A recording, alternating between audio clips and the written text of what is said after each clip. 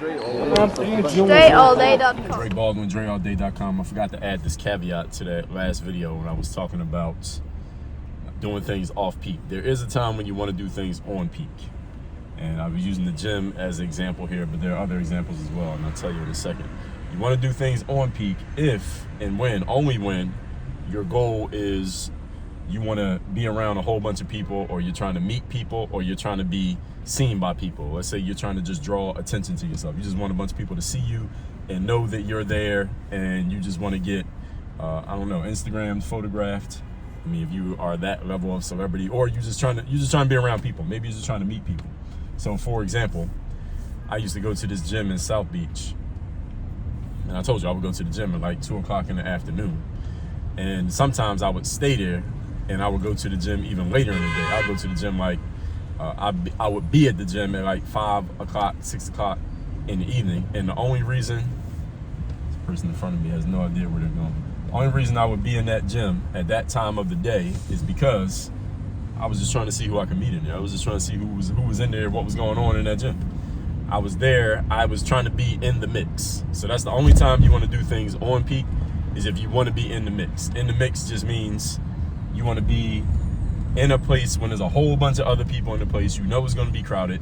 You know it's going to be elbow to elbow. You know it's going to be hard for you to move around just because of the sheer volume of humanity in the space.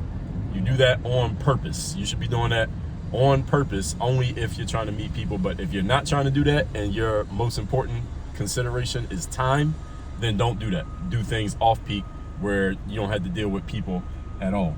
Another example of this is, like, for example, and this is kind of built into it, if you go to a conference, you go to any kind of event and things like that, there is no off peak. I mean, it starts at 9 and ends at 5. Everybody gets there at 9, everybody leaves at 5. There's a whole bunch of people. There's people everywhere. Everywhere you go, there's people. You're gonna be meeting people, seeing people. Hopefully you're social, so you're shaking hands, making connections, etc. A conference is designed for there to be no off-peak time. The whole time you're on peak.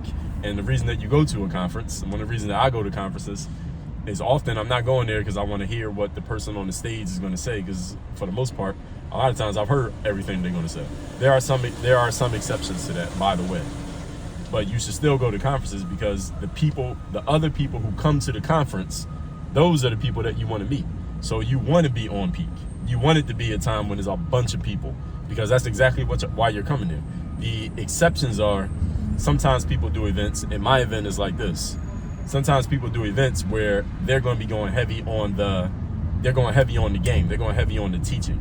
So it depends on the way that they lay out their event. Like when I do my events, especially and usually the one way that you can identify this is usually events that are going heavy on, they're going deep, like deep dive type events. They're usually more intimate. There's fewer people at the event. But events, if it's like 5,000 people, somebody's doing an event in an arena or a big conference hall, and there's thousands of people there, usually the stuff that's being spoke on from the stage is stuff that speaker has said before in other places. You can get it in other places. But again, that does not mean don't go to the event. That means that you're going to the event for the people that you're going to meet, and or for the whatever offer they're going to make. They're probably going to try to sell you something at the event. It was not a bad thing. Sales is a good thing. Oldest profession, highest paying profession in the world. But a more intimate event, that's where they're going to go deep more on the informational teaching game, what I call game side of things. You go to those events not necessarily to be in the mix. You are going to meet people there, but you're going there for taking notes, because they're really going to go deep on a specific topic that you actually do want to learn, and it's going to be some stuff that you can't get other places from that individual. So I just want to make sure I throw that caveat out there. So with that said, my next event, Work On Your Game Live, get your ticket at workonyourgame.live. The link is down below in the description. You should still be able to get a ticket. If you go to the link and it's giving you put your email address in, get alerted for the next event page, then it's too late. But go to the page right now and see if it's still there. You can still get your ticket. That's workonyourgame.live, and text me and let me know the best insight you got from this video. I had to do this as an add-on to the last one. I forgot to put this part in. It's 305-384-6894. Work on your game. Dre all day.